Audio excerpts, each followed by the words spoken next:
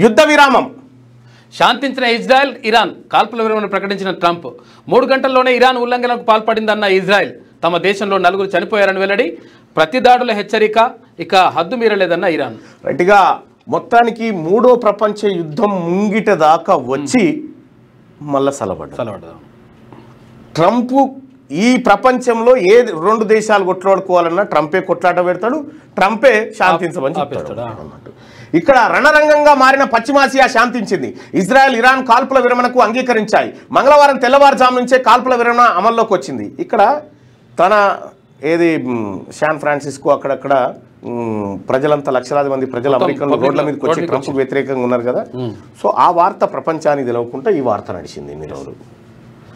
ఇక్కడ మంగళవారం తెల్లవారుజాము నుంచే కాల్పుల విరమణ అమల్లోకి వచ్చింది. దీనిపై అమెరికా అధ్యక్షుడు ట్రంప్ అధికారికంగా ప్రకటన చేశారు. ఆ తర్వాత యుద్ధ విమానాలు శాంతించాయి. అయితే అంగీకారం కుదిరిన 3 గంటల్లోనే ఇరాన్ తమపై క్షిపణులు ప్రయోగించిందని ఇజ్రాయెల్ ఆరోపించింది. ప్రతి దాడుల హెచ్చరికలు చేసింది. అంతేకాదు ఇరాన్పై దాడులకు ఇజ్రాయెల్ యుద్ధ విమానాలు బయలుదేరాయి.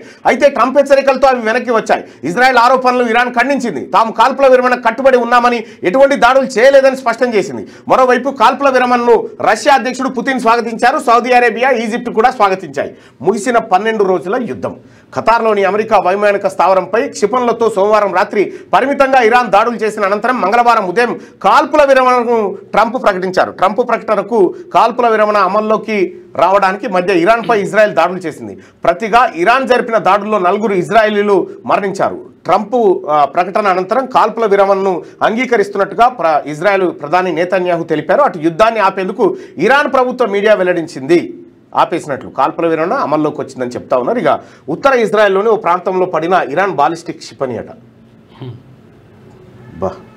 ఢీమ్న వెళ్ళిపోయి ఉంటుంది అది.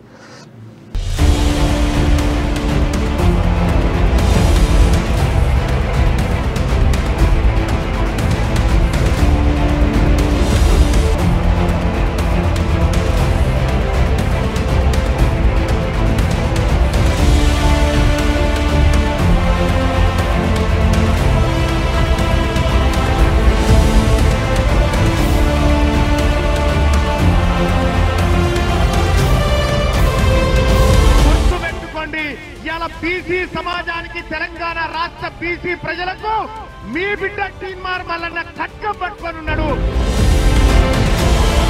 నిన్నటి దాకా ఒక లెక్క, ఇయాల నుంచి ఇంకొక లెక్క.